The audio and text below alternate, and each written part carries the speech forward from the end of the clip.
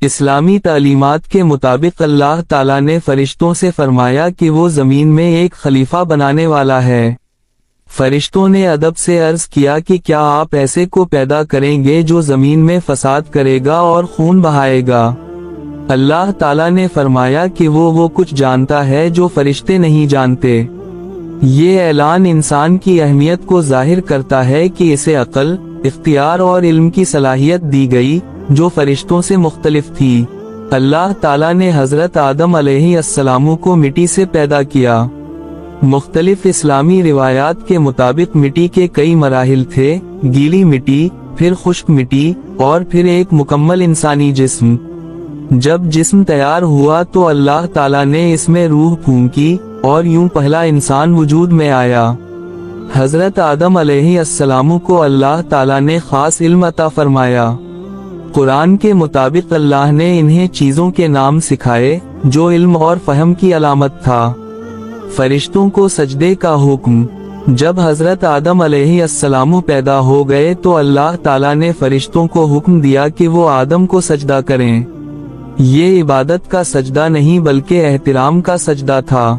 تمام فرشتوں نے حکم مان لیا، لیکن ایک جن جس کا نام ابلیس تھا، اس نے انکار کیا۔ اس نے تکبر کرتے ہوئے کہا کہ وہ آگ سے بنا ہے اور آدم مٹی سے، اس لیے وہ بہتر ہے۔ یہ تکبر اس کے زوال کا سبب بنا اور اسے اللہ کی رحمت سے دور کر دیا گیا۔ جنت میں قیام۔ اللہ تعالیٰ نے حضرت آدم علیہ السلام اور ان کی زوجہ حضرت حوا کو جنت میں رکھا، جسے عام طور پر باغ عدن کہا جاتا ہے۔ انہیں ہر نعمت میسر تھی، بس ایک درخت کے قریب جانے سے منع کیا گیا تھا۔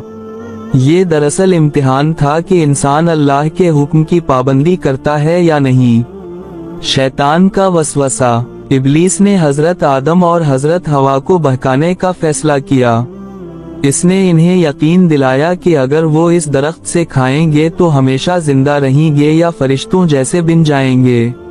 آخرکار وہ اس وسوسے میں آ گئے اور درخت کا پھل کھا لیا۔ جیسے ہی انہوں نے ایسا کیا، انہیں اپنی غلطی کا احساس ہوا اور وہ فوراً نادم ہو گئے۔ زمین پر بھیجے جانا۔ اس واقعے کے بعد اللہ تعالیٰ نے انہیں زمین پر بھیج دیا، لیکن یہ سزا صرف نہیں تھی بلکہ ایک نئی ذمہ داری تھی، زمین پر زندگی گزارنا، نسل بڑھانا اور اللہ کی ہدایت کے مطابق رہنا۔ یہیں سے انسانی تاریخ کا آغاز ہوا۔ توبہ اور معافی۔ حضرت آدم علیہ السلام نے اپنی غلطی پر سچی توبہ کی۔ قرآن میں دعا آئی ہے کہ انہوں نے کہا، اے ہمارے رب، ہم نے اپنی جانوں پر ظلم کیا، اگر تو ہمیں معاف نہ کرے اور رحم نہ کرے تو ہم نقصان اٹھانے والوں میں ہوں گے۔ اللہ تعالیٰ نے ان کی توبہ قبول کر لی۔ یہ اسلام میں امید اور رحمت کا اہم سبق ہے کہ انسان سے غلطی ہو سکتی ہے مگر سچی توبہ سے معافی ملتی ہے۔ زمین پر زندگی کا آغاز۔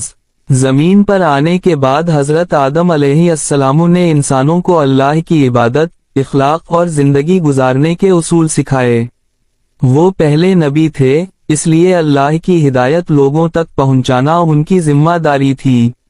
اسلامی روایات میں بتایا جاتا ہے کہ ان کی اولاد پھیلی اور مختلف علاقوں میں آباد ہوئی۔